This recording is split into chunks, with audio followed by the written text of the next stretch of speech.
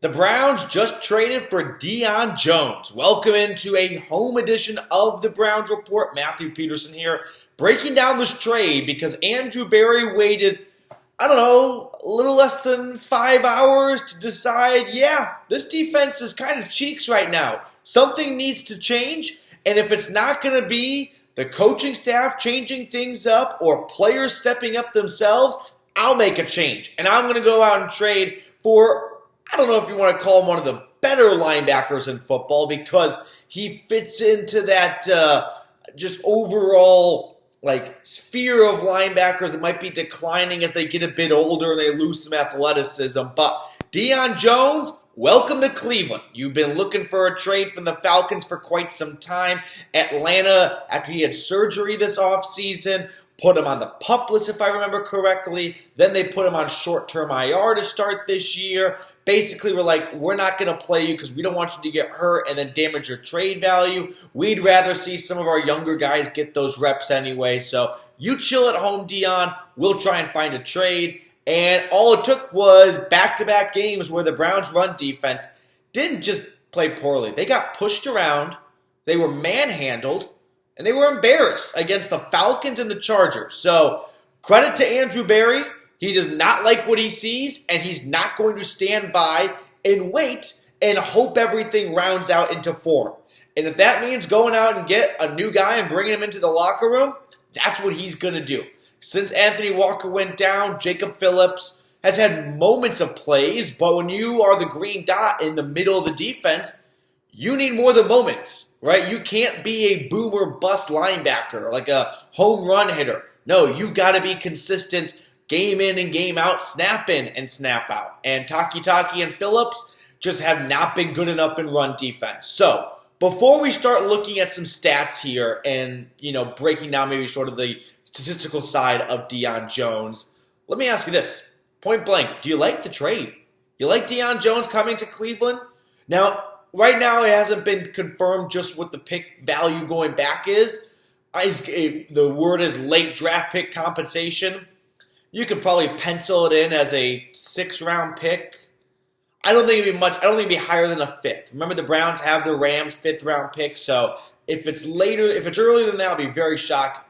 Late compensation sounds maybe like a 6th-round pick this year and a 7th-round pick next year. By the way, Deion Jones restructured his contract before this year, making his base salary $1 million. So you take $1 million, you divide it by 17, that's how much he gets paid per game. We're already 5 weeks in, so I'm not going to even attempt to do the math, but it's not really a big number at all for the Browns inheriting. All right, let's look at the stats here for Deion Jones. What has the former All-Pro linebacker been up to? We'll start on PFF, actually. So PFF, the nerds over there, last couple seasons haven't been the best for Deion Jones. In fact, last season they graded him overall 34.6. That's in the red. That is nearly twice as worse as any other season in his entire career at the Falcons. He was instrumental in that early defense that helped Dan Quinn mold his Falcons unit. Oh, another LSU pick, by the way, speaking of Jacob Phillips. But the last few years, he has been declining. 2019, 76.6 overall. 2020, 68.7. All right, so you lose some points there. And then just a drop-off in 2021, 34.6. So Deion Jones is going to help with the run. He's honestly, at one time, wasn't too bad in pass coverage. Unfortunately, he has gotten a little bit slower with time, and he doesn't have the best ability to run with players over the middle of the field. Now, on the stats side, linebacker stats are always so weird because just because you get a lot of tackles doesn't mean you're an awesome linebacker. It means maybe you got a tackle because you were beating coverage and you had to tackle him from behind.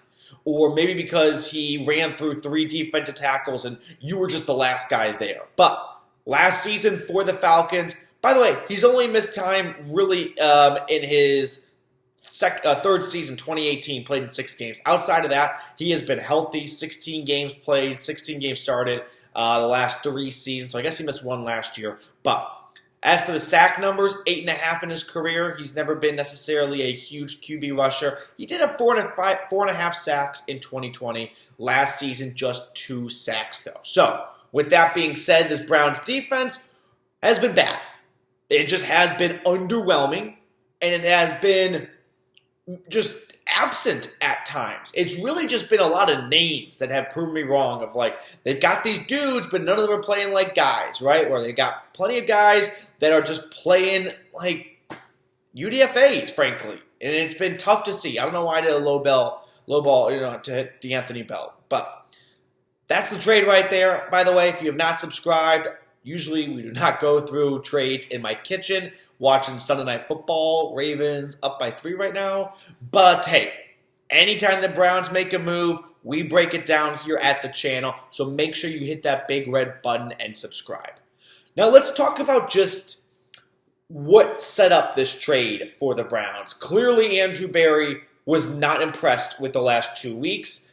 The Browns miss Anthony Walker since he went down in the Steelers game, and he's done for the rest of the season.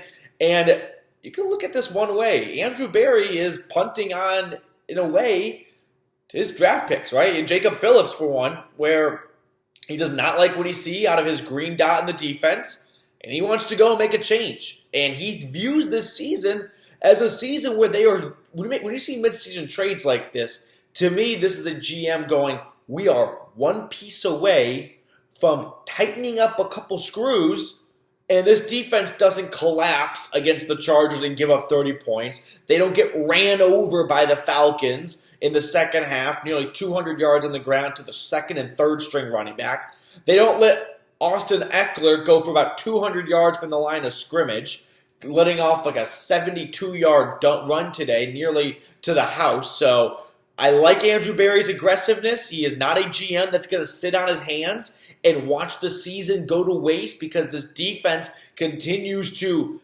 do such a poor job that we get so mad at Stefanski and the offense when Kevin Stefanski and company put up 4 touchdowns today with a backup quarterback against a decent Chargers defense. That's not that's not problem number 1. That may be a problem, but it's not problem number 1. So for Andrew Berry to recognize that and make a move, I like it. I like this trade for the Browns. Even if Deion Jones doesn't necessarily work out for Cleveland, at least it shows the kind of GM Andrew Berry is. And we've known this about him. He's an aggressive GM. He wants to get guys he likes into Berea. But at the end of the day, I like a GM that's going to put his nuts in a wheelbarrow and go, we're going to win. We're going to at least go down trying. And if the trade doesn't work out, we'll look back at this and go, oh no, we missed that 7th rounder. Now, when you look at trades like this in the NFL, it is important to remember that's 53 guys. That's a locker room, the camaraderie, the closeness, and it's tough to just toss a new name in there in the middle of the season. But you know what's going to really divide this locker room? If they keep losing games.